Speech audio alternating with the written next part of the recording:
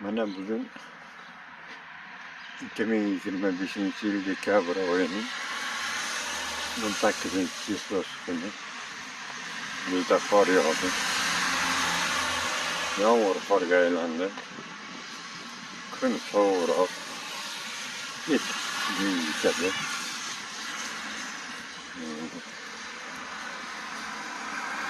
Yaxshi yog'di. Birinchi safariga Xudo xohlasa biroz kun tursa kerak.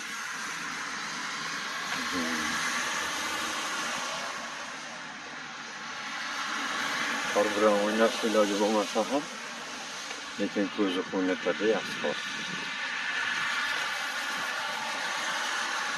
Azoblanib qolgan. O'sha paga yog'ayotgan paytda olmadim.